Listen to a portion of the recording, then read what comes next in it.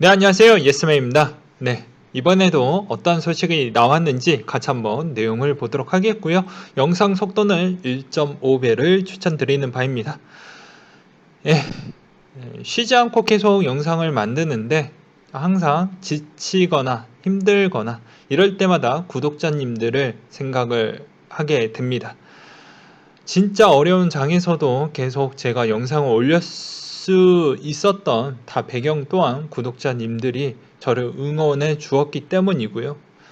그것에 따른 보답으로 제가 항상 노력하고 있습니다. 그 점을 꼭 잊지 말아 주셨으면 해요. 항상 그래서 저도 매우 감사하다고 생각을 하고 있습니다.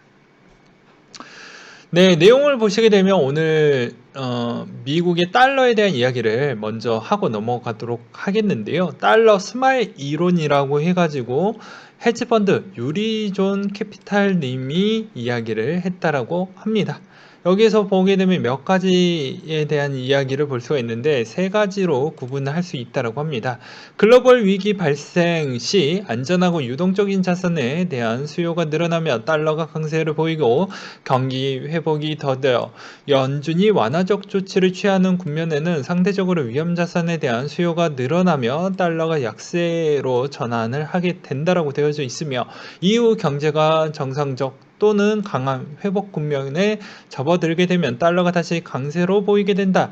현재 미국 경제는 2와 3의 경계선에 있고 일단 바이든 대통령과 민주당이 예산 결의안을 가결해서 추가 지원이 종료되는 3월 중순 때까지는 계속 한동안 좋아지지 않겠냐라는 주장이 나오고 있는 실정이에요. 그래서 해당 도표를 보시게 되면 자, 개인 투자자의 해외 투자 급증이 일어났고 앞으로 그러니까 미 달러에 대한 계속 강세가 이루어질 수 있는 가능성을 이제 단기에 대한 수익에 집중하는 게 아니라 장기적인 패턴으로 그렇게 좀 움직이고 있구나라는 걸 미리 캐치할 수 있는 또 표 중에 하나이고요. 그리고 외국계 자산 자체도 지금 국내 자산을 일부 줄이는 이유도 다 그런 부분이라고 볼 수가 있게 되겠습니다.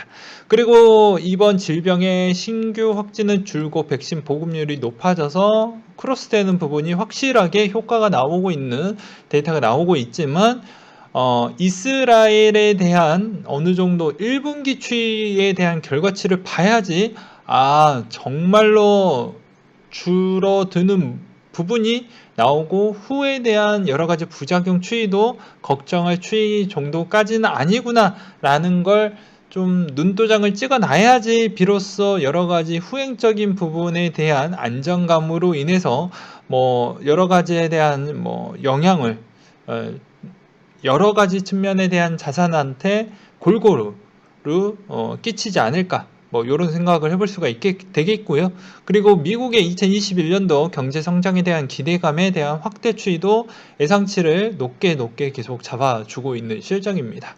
그래서 달러 스마일 이론이라는 게 미국의 경제 성장 국면이 뭐 앞으로 요렇게 어떻게 보면 이게 뭐 스마일이라고 요렇게 하면 뭐 사람같이 생겼죠. 요렇게 제가 요렇게 그리면요. 요렇게 된다라는 건데 뭐 굳이 뭐 이렇게 안 본다라고 해도 뭐 그냥 긴 U자형 패턴으로 뭐 좋아지고 있는 추세다 뭐 이렇게 볼 수도 있겠죠. 그리고 이제 뭐 그림 6, 7, 8, 9번을 보게 되면 점차 좋아지려고 하는 뭐 기미가 좀 보인다 뭐 이렇게 볼 수 있는 뭐 유첨 자료라고 보실 수도 있게 되겠습니다. 아무튼 요 내용 상당히 중요하다라는 걸 볼 수가 있는 대목이고요. 그리고 코인에 대한 소식을 한번 보도록 하겠습니다. 네, 보게 되면 C파이의 D파이 팬케이크라고 해가지고 팬케이크 스왑이 유니스왑을 제꼈다. 그러면 이걸 개발한 프로토콜은 바이낸스가 좀 힘을 실어줬다. 라는 측면이 있어요. 그래서 이 케이크 토큰이 유동성과 거래량을 급증하고 가격을 급등하는데 이는 이더리움 스탐의 노임을 살 수가 있다. 뭐 이런 이야기가 있다라고 합니다.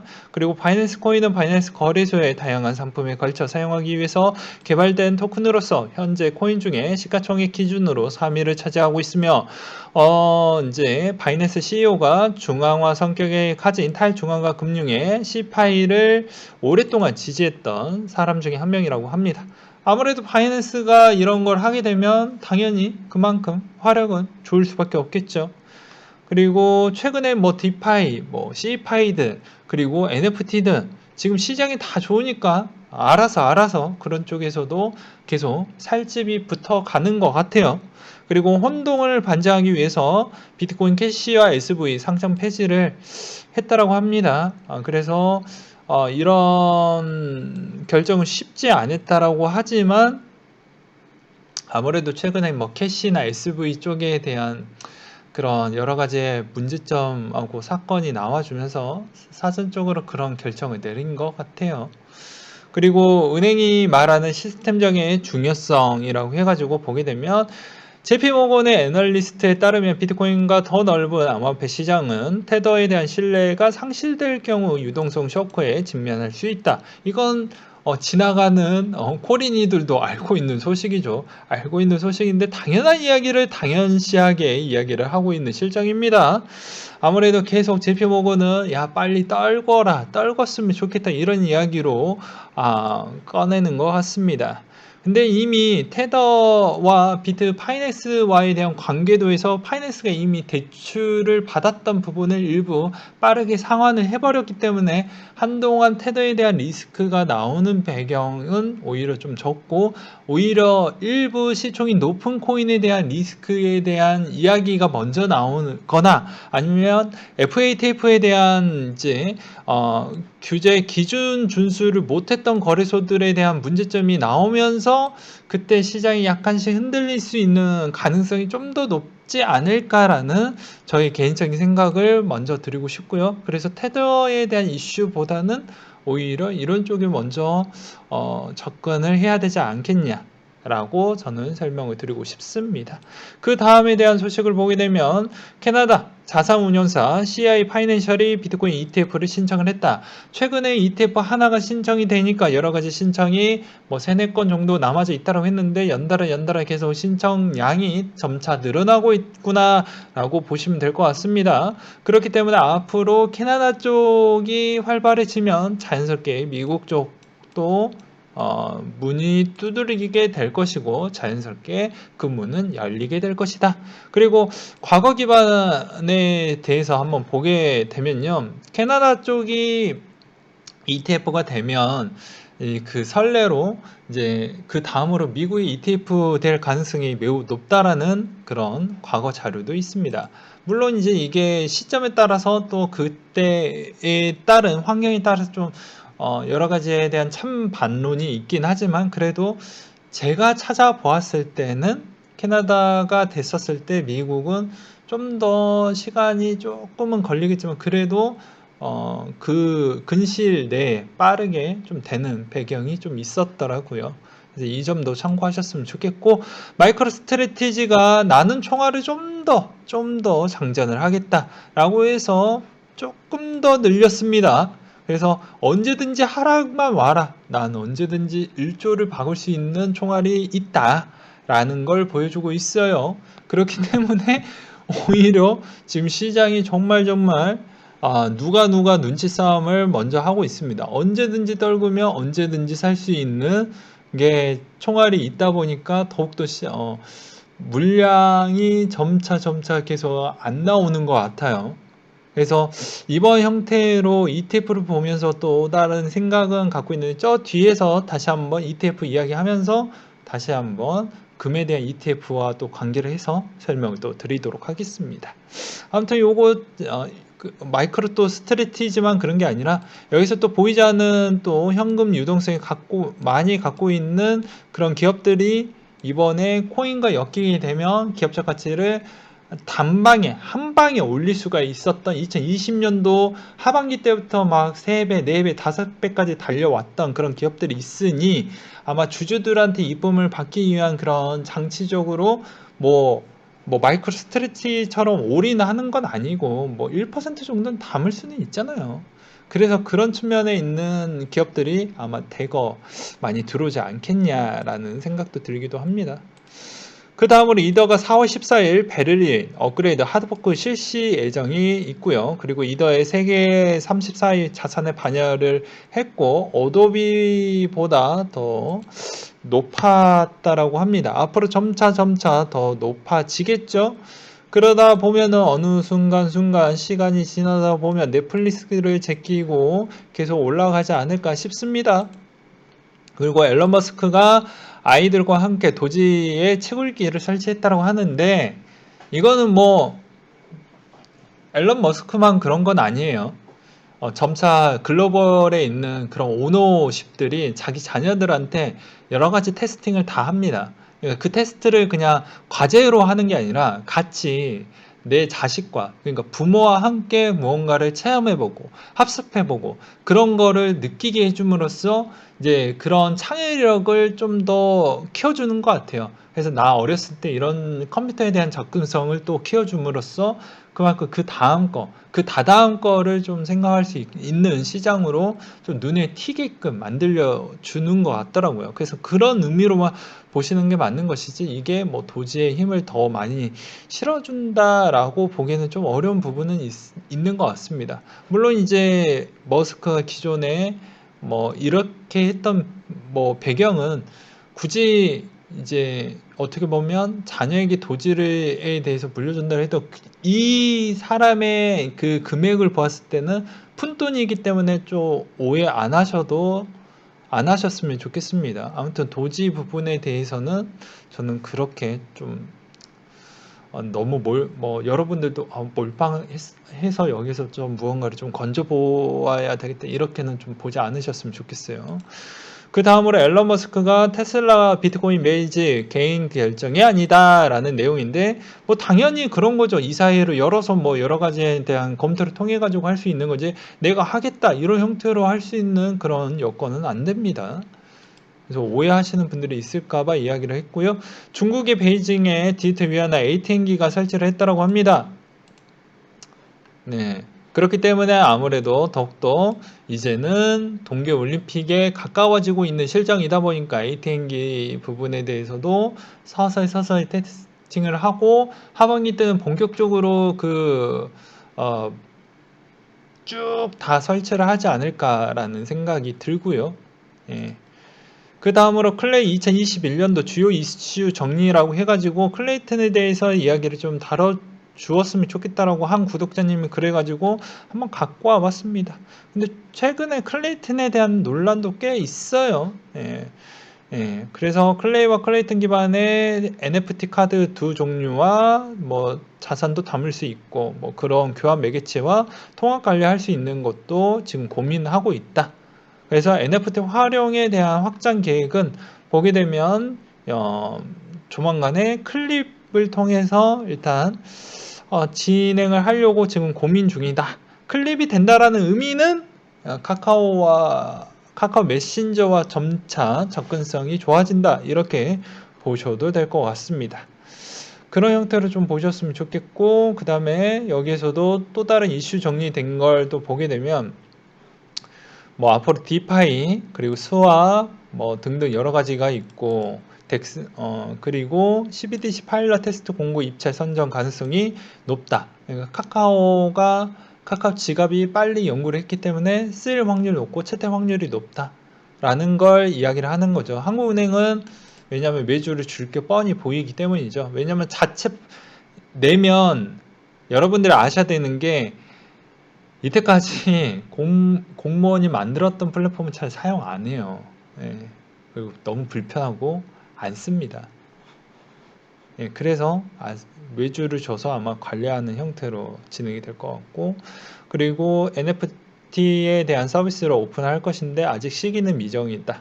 그리고 바이낸스 업비트 상장 시기도 조만간에 할 확률이 매우 높다.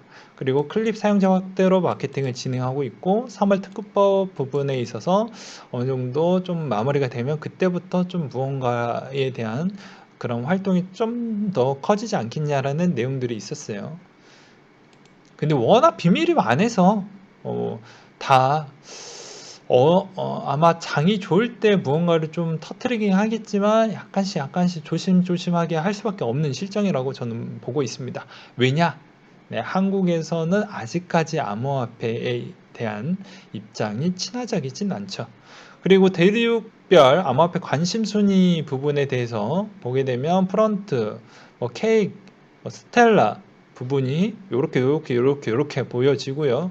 그 다음에 쭉 보면 또 그 다음으로 유럽을 보게 되면 비체인, 이더, 뭐 폴카닷이 눈에 보이고, 그 다음으로 이제 동남아 보면 바이낸스 상장 때문에 여기 좀 보이지만 XRP 트론이 좀 눈에 들어옵니다. 예, 그리고 비트토렌트도 눈에 들어오고요.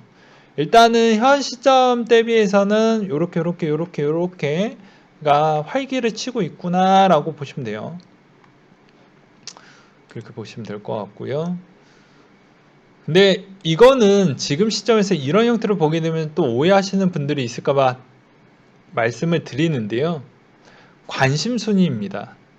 네, 관심순위예요. 그래서 오해 안 하셨으면 좋겠습니다. 실제 비트코인 거래가 훨씬 많고 지금은 시장이 좋으니까 잠깐 스위칭하는 물량이었는데 원래 비트코인과 이더리움에 대한 거래 비중이 좀 더 높아요. 아시아 쪽도. 오히려 XRP 쪽도 높긴 하지만 기본 베이스는 두 개는 원래 기본적으로 계속 많은 건 사실입니다. 그걸 알고 계셨으면 좋겠고요. 일본에서 인기 코인 톱 10은 에이다가 제일 높고 XRP가 높고 램, 이더 뭐 이런 형태로 눈에 들어오니까 이것도 눈도장을 좀 해두셨으면 좋겠고요. 그리고 스트라티스에 대한 이벤트가 뭐 오늘 중에 뭐 나온다고 하는데 뭐 요거 누가 파트너가 될지 한번 기다려 볼 필요성이 있을 것 같습니다. 그리고 리스크 디파이 번역본이라고 이거 겁나 긴데요. 뭐 요약해서 보게 되면 뭐 간단하게 뭐 앞으로 디파이 조만간 한다 뭐 그렇게 보시면 될 것 같습니다. 그래서 머지 안 했다. 그리고 과거를 통해 미래를 예측한다라고 했는데 저는 이 차트를 보면서 아마 조만간에 조정을 주지 않겠냐 뭐 이렇게 볼 수가 있는데 그런 주장이 꽤 많이 나오고 있어요. 근데 최근에 캐나다 ETF가 되면서 저도 좀 고민이 많습니다. 그렇지만 현금에 대한 비중을 그래도 아껴두고 있어요. 네, 아껴두고 있습니다. 그래서 언제든지 시장의 조정이 나올 때쯤에 그거를 받쳐주는 형태로 개수를 늘리는 비중을 지금 아껴두고 있는 실정이고요. 이거를 보면서 또 ETF 이야기를 또 안 할 수가 없죠. 보게 되면 자, 금의 ETF가 나오면서 어떻게 됐냐? 이 2003년도 때 나왔는데 실제 보게 되면 대략 5배 이상을 갔습니다. 물론 여기 이제 금융 위기가 나왔기 때문에 많이 나왔죠. 그렇기 때문에 이 형태가 오히려 최소 이 금액 대비보다 지금이 비싸다라는 주장은 단순하게 보면 이게 6천만 원이니까 손이 안 가요. 안 갑니다. 그 이해할 수 있어요. 근데 이미 ETF가 본격화된다라고 하면 이 가격은 그렇게 비싼 게 아닙니다. 금도 저때 시가총이 상당히 높았어요. 무거웠어요. 근데 절묘하게 또 그때 뭐 금융위기가 터지면서 그게 또 했기 때문에 그걸 잘라낸다라고 해도 엄연히 큽니다. 근데 여러분들이 또 오류가 있는 게 무엇이냐면 쉽게 이야기를 하면 이거는 시장에 있어서 이제 뭐 계좌를 터야 되고 무언가에 대해서 이런 거에 대해서 다 뭐 어느 정도에 대한 기본적인 그런 거에 대해서 또 어느 정도는 또 알아야 되고 ETF에 대해서 또 뭐 공부를 해야 되고 뭐 그런 측면으로 또 다가가시는 분들도 있겠지만 뭐 그렇지 않는다라고 해도 그런 서비스를 요거를 하기까지에 대한 과정이 좀 복잡합니다. 예, 복잡해요. 나라마다 좀 차이는 있겠지만 좀 복잡합니다. 그런 것보다는 오히려 접근성이 훨씬 더 좋고 지금은 어떤 시대? 예, 어떤 시대? 질병으로 인해서 오히려 언택트 시대이잖아요. 그러다 보니까 재택근무가 아직까지도 높고, 그러니 오히려 이것 대비보다 ETF가 지금 시점에 맞춰가지고 되게 되면 엄청나게 올라갈 수 있는 측면은 더 요것보다는 더 많이 열려졌다라고 생각이 듭니다. 그래서 지금 보면 부자들은 금을 사모으고 있다. 주중 가고 있다, 뭐 이렇게 볼 수 있겠죠. 이때 당시에도 그랬으니까요. 그렇기 때문에 저는 오히려 상방은 더 많이 열려져 있긴 하지만 한 번에 대한 조정은 분명히 있을 것 같다라고 설명을 드리고 싶습니다. 그래서 현금은 적절하게 좀 아껴 두자라고 저는 설명을 드리고 싶어요. 언제든지 이 주 부분에 있어서 이렇게 줄 수 있는 기회는 있으니까요. 근데 현금을 다 써버리게 되면, 정말로 다 써버리게 된다라고 하면 그때 되면 또 난감해질 수가 있기 때문이죠. 그래서 두 가지 부분에 대해서도 언급을 드렸습니다. 내 월급을 끝까지 남겨놨다가 그 현금을 들어올 수 있는 그 시드를 계속 팔지 않고 팔지 말고 그냥 들어오는 현금이 있다면 그 현금을 계속 그냥 적지만 해놨다가 어느 순간 이렇게 조정을 줄 수 있는 그 타이밍에 맞춰가지고 받쳐서 또 수익비를 가져가는, 아니면 나는 들어오는 구조가 없으면 지금의 수익비에 대해서 일정 현금비를 조금 더 적절하게 한 10% 정도만 챙겨서 기다렸다가 넣는 형태로 그렇게 대응하는 게 낫지 않겠냐. 아니면 나는 마지막으로 할 수 있는 방법 중에 하나는 이런 걸 수밖에 없을 것 같아요. 내려가는 기반이 이렇게 이제 급락이 한번 나오는 시점 기준으로 해서 그때 좀 정리를 10% 정도만 하고 나머지 최바닥을 찍었을 때 기준으로 그렇게 해가지고 뭐 그 주에는 최저점을 한 번은 찍을 거니까 한 방에 최저점을 찍지는 않을 거니까 뭐 그런 형태로 보았을 때도 뭐 그런 부분으로 대응을 해보시는 것도 나쁘지 않은 전략이지 않겠냐라고 저는 설명을 드리고 싶습니다. 네. 그 다음으로는 아르고 스테이킹 보상 분석이라고 해가지고 스테이킹을 했었을 때 얼마를 주냐라고 해가지고 요것도 잘 설명을 해주셨어요. 그래서 대부분 스테이킹 하면 이런 흐름이구나 라는 측면으로 좀 봐주셨으면 좋겠습니다. 뭐 좀 차이는 있겠지만 아르고 1년 보상 결과 현재 아르고 스테이킹 보상이 70만 개 스테이킹 하면 하루에 3만원씩 나온다. 일주일째 하는 사람들이 보상 비중이 훨씬 더 커지겠죠. 그리고 1년 이상 50원으로 장타 채굴만해서 7만여 개까지 보상을 받는 시점이 되는 거지. 만약 200원이 된다면 하루 채굴량은 5만원이 채굴할 수 있어. 그래픽을 사서 이더리움 1.0을 채굴하는 방법도 있지만 아르고 시총 1000억 원도 안 되고 고점과 저점에 오른 추세여서 괜찮을 것 같다 라고 하지만 지금 이 순간에 스테이킹을 하려고 하는 사람도 있을 거고 그렇지 않을 겁니다. 분명히 그거는 여러분들에 대한 선택일 뿐입니다. 이 둘 다 나쁜 선택 아니에요. 왜? 지금 장이 장이 너무 좋기 때문에 이걸 선택하든 둘 다 좋기 때문입니다. 예. 그래서 정답은 없다. 그리고 아더가 앞으로 NFT의 최대 히트작이 될 것 같다. 뭐 이런 이야기가 있는데 댓글이 재밌습니다.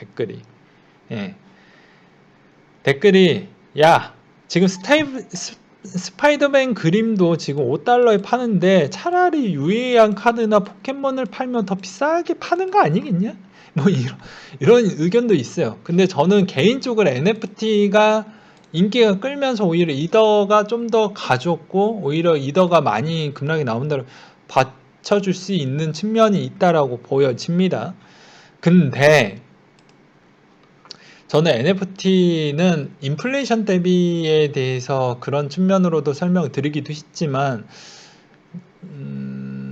저는 NFT가 시장이 좋아서 올랐다라는 측면도 좀 강해요. 그래서 저는 오히려 조금은 거리가 있습니다. 거리가 있어요. 근데 충분히 지금 장이 좋으니까는 NFT도 적당히 이용을 하신 만큼 이용을 하시되 수익을 그때그때마다 좀 챙겨 놓으셔라. 이걸 꾸준하게 들고 가기에는 시장이 안 좋을 때는 글쎄라는 생각도 들기도 합니다. 아무튼 그런 측면으로 NFT 토큰 관련된 토큰이나 코인들은 그렇게 좀 대응을 하시는 전략으로 가는 게 좀 저는 맞다라고 생각이 들더라고요. 그렇게 보셨으면 좋겠고, 그리고 코인베이스가 이제 조만간에 어, 상장에 대한 준비가 거의 다 마무리가 됐다라는 소리가 나오고 있어요. 그래서 이런 것도 좀 보셨으면 좋겠습니다. 네, 오늘은 여기까지 준비를 했고요. 항상 여러분들 지금 되게 고민도 많고, 여기서 현금을 약간 챙겨놨는데 배가 많이 아플 수도 있고, 뭐 지금 후회 날 수도 있다라고 하지만 언제든지 본인이 세워놨던 이 전략과 법칙을 깨는 순간 마음이 왔다 갔다 계속 하시면서 실패할 확률이 매우 높습니다. 본인이 세워놨던 기준은 기준대로 계속 맞춰가지고 가시는 게 가장 좋아요. 네, 좋습니다. 그리고 언제든지 그 시장이 또 흔들릴 때 또 마음이 또 굳건하게 본인 전략이 만들어졌던 걸 그대로 계속 지켜나가면 시장이 안 좋을 때는 그 흔들림이 거의 없어요. 그러니 매번 제가 그때도 따로 단독으로 만들었던 영상도 있는데 다 그런 이유로 좀 보셨으면 좋겠어요.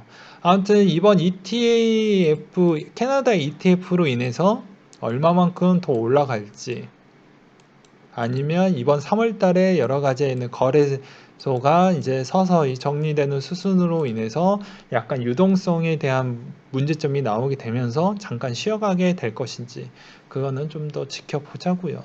네.